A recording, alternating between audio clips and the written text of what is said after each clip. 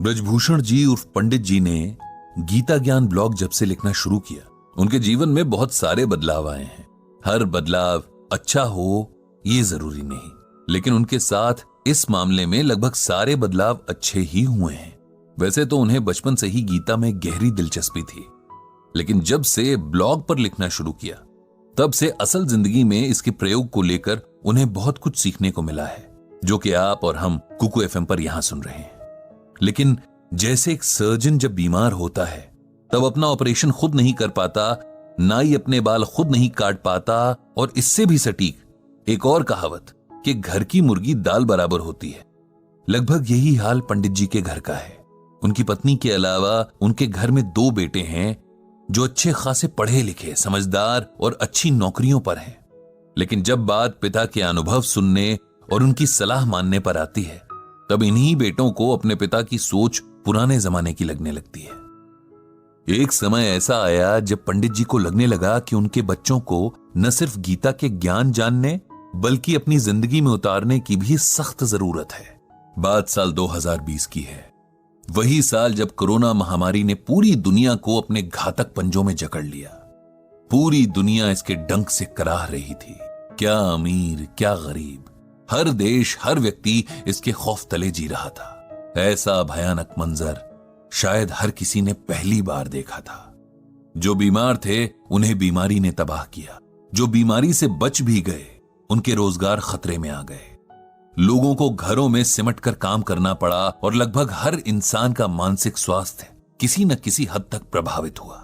यही हाल शास्त्री जी के घर का भी था। उनकी पत्नी हर वक्त परेशान रहती कि कहीं उनके परिवार में किसी कोई बीमारी ना हो जाए। बेचारी हमेशा एक खौफ के साए में रहती। पंडित जी के लाख समझाने पर भी उनका डर न खत्म होता न कहीं जाता। हर वक्त अपने दोनों बच्चों की चिंता में रहती, जो दूर दूसरे शहरों में लॉकडाउन के कारण फंसे हुए थे। किसी तरह कोशिश करके पंडित जी का छोटा बेटा अभिनव अपने शहर वापस आ गया। उसके ऑफिस ने घर से काम करने की सुविधा दे रखी थी। इस बात से पंडित जी की पत्नी को थोड़ा सुकून तो मिला कि चलो कम से कम एक बेटा तो आंखों के सामने है। उसके आराम, उसके खान पान का पूरा जिम्मा उसकी मां ने ऐसे उठाया मानो बेटा ना हो कोई वीआईपी घर पे ठहरा हो। इधर पंडित जी का इनबॉक्स लोगों के सवालों, दर्द भरी कहानियों से भरा रहने लगा। कोई किसी अपने के चले जाने के गम में खुद को और अपने परिवार को संभालने की सलाह मांगता, तो कोई दिमाग की शांति के उपाय तलाशता हुआ उनके इनबॉक्स में दस्तक देता। कुल मिलाकर हर तरफ बस एक अजीब उदासी का माहौल था। पंडित जी ने नोट किया कि उनका बेटा अभिनव थोड़ा बदला सा लग रहा है। मां के लाड़ का जवाब कभी झल्लाकर तो कभी चिड़चिड़े स्वर में देता। पंडित जी पत्नी को समझाते कि बेटा बड़ा हो गया है, उससे 5 साल के बच्चे की तरह व्यवहार मत करो। लेकिन मां का मन कहां मानता है। सारा सारा दिन बेटा अपने कमरे में बंद रहता। दिन भर उसके कमरे से कभी किसी मीटिंग तो कभी किसी मीटिंग की आवाज आती रहती। खाना तक खाने वो बाहर नहीं निकलता। मां से कहकर अपने कमरे में मंगवा लेता। इधर पिछले कुछ दिनों से उसके फोन पर चिल्लाने की आवाजें बाहर तक आने लगी थीं। शुरू में पंडित जी ने सोचा कि काम का तनाव होगा। वैसे ही आजकल सबका समय खराब ही चल रहा है, जिसका असर लोगों के व्यवहार में दिख रहा है। लेकिन हर बीतते दिन के साथ उनके बेटे का व्यवहार और ज्यादा चिड़चिड़ा होने लगा। गुस्सा जैसे हर वक्त उसकी नाक पर रहता और कुछ पूछो तो वो चिल्लाने लगता। पंडित जी ने कई बार बेटे से बात करने की, उसे समझाने की कोशिश की, लेकिन वो भी बेकार हो गई। एक दिन तो हद ही हो गई जब पहले तो बेटे के कमरे से फोन पर चिल्लाने की और फिर कमरे की चीजें पटकने की आवाजें आने लगी। पंडित जी और उनकी पत्नी ने दरवाजा खटखटाया, लेकिन बेटे ने उन्हें चिल्लाकर उसके मामलों से दूर रहने को कहा। बेचारे करते भी तो क्या। बड़े बेटे से फोन पर यह परेशानी बांटी तो उसने भी यही कहा कि आजकल हर कोई परेशान है, नौकरियां खतरे में है, खुद को सबसे बेहतर साबित करने का ऐसा दबाव है कि लोग इसे संभाल नहीं पा रहे। उसे थोड़ा समय दीजिए, वो खुद ही ठीक हो जाएगा। एक रात जब पंडित जी पानी पीने किचन तक आए तो उन्होंने अभिनव के कमरे की लाइट जली देखी। यूं ही झांक कर देखा तो उनका लाडला बेटा घुटनों में सर दिए रो रहा है। उनसे बर्दाश्त नहीं हुआ और वो तुरंत अंदर चले गए। बेटे के सर पर हाथ फेरकर पूछा कि क्या हुआ, वो ठीक तो है? अपने पिता के प्यार से छूने से अभिनव को जाने क्या महसूस हुआ। वो फफक फफक कर रो पड़ा। पंडित जी ने उसे सीने से लगा लिया। बेटे का यह हाल देखकर उनका कलेजा मुंह को आ गया। थोड़ी देर में सामान्य होकर अभिनव बोला, मेरे गुस्से ने सब खराब कर दिया पापा। पता नहीं मुझे क्या हो गया है।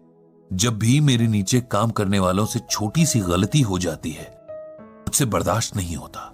मुझे गुस्से के मारे होश ही नहीं रहता और मैं भूल जाता हूं कि हम सब इंसान हैं, सब बुरे दौर से गुजर रहे हैं। ऐसे में अगर किसी ने जाने अनजाने गलतियां कर भी दी तो उसे नजरअंदाज कर देना चाहिए।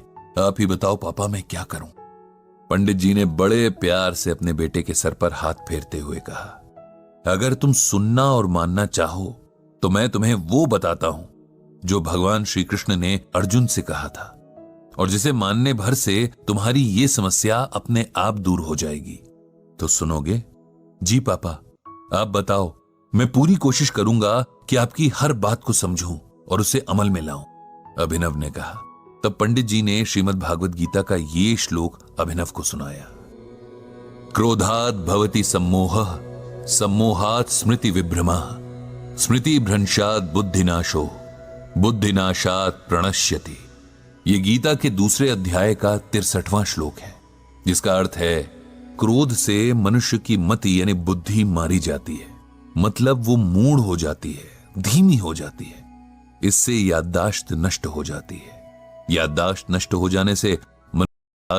जाने से मनुष्य की बुद्धि नष्ट हो जाती है, और बुद्धि का नाश हो जाने पर मनुष्य खुद अपना ही नाश कर बैठता है।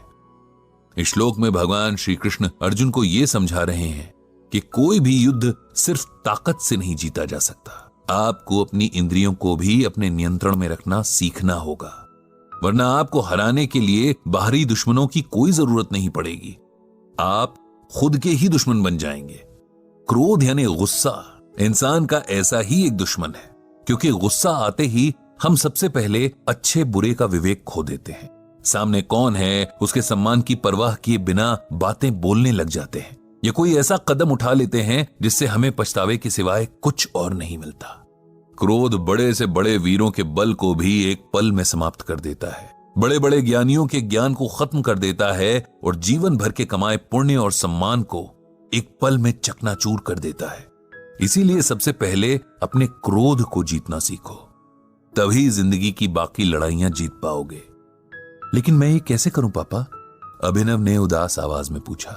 बिल्कुल वैसे जैसे अपने बाकी के काम करते हो, अपने दिमाग को यह मैसेज देकर कि चाहे कुछ भी हो जाए, कैसी भी सिचुएशन हो, अपना आपा नहीं खोना है।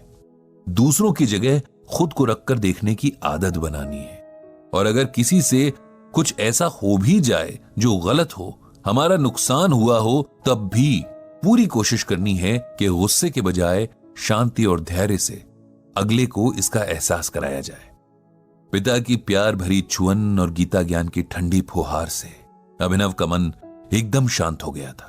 वो जानता था कि एक दिन में खुद को नहीं बदल पाएगा, लेकिन गीता के श्लोक और उसके अर्थ के अनुसार अगर हर दिन जीने की कोशिश करे तो शायद एक दिन खुद को पूरी तरह बदलने और एक बेहतर इंसान बनने में कामयाब हो जाएगा।